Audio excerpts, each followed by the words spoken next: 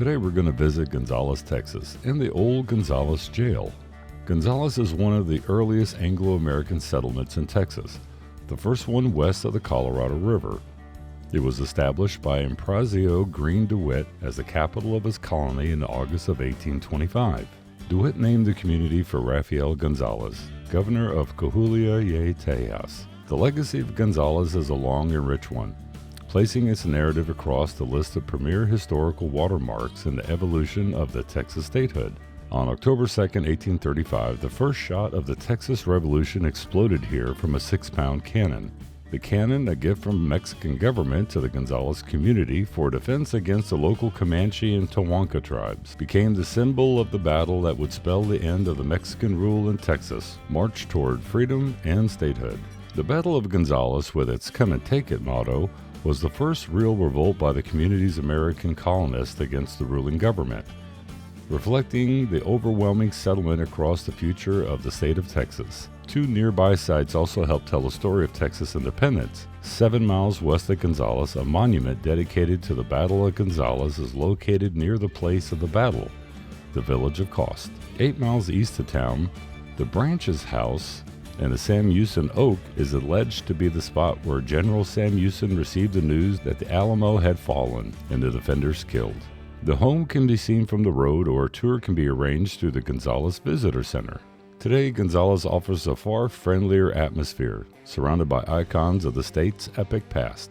The historical homes and buildings comprise much of the Texas Main Street city, where a total of 7 public squares surround the courthouse. A Romanesque revival design completed in 1886 and restored in 1997.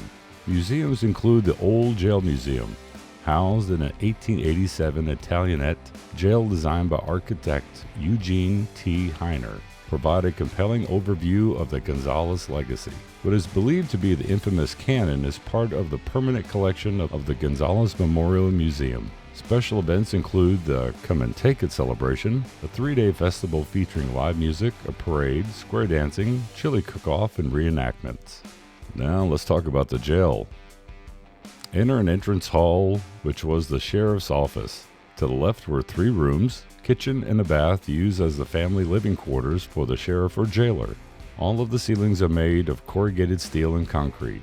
On the floor are display cases for articles taken from prisoners, information about the sheriffs, deputies, and other law enforcement officials who served through the years. At the end of the hall is the dungeon, where the only light and air came from holes above the door. There's a jailer's bedroom and a women's lunatic cell. The 2nd and 3rd floors feature a large room known as the Runaround, which is 2 stories high and was not used for hardened criminals. The death cells are at the front of this room and feature doors of 2-inch iron strips forged and fused through the use of heat, borax, and a hammer. Since the jail was built before welding was invented, in each wing of the room are 2-story metal cells built as rooms within a room and featuring more of the riveted doors. The last gallows were used in 1921 and were torn down in the 1950s. They stood in a runaround next to the 3rd floor walkway. The present gallows are an exact reproduction.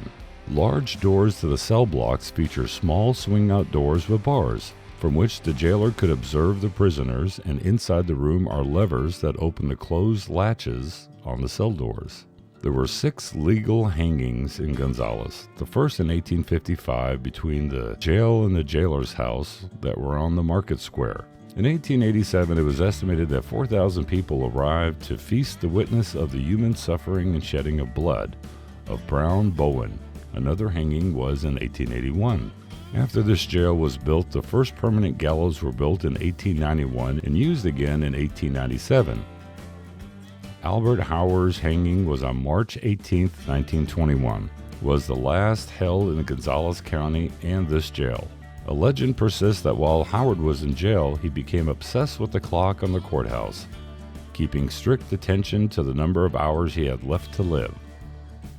He swore his innocence would be shown on the clock, that none of the 4 faces would ever keep the same time again if he was hanged.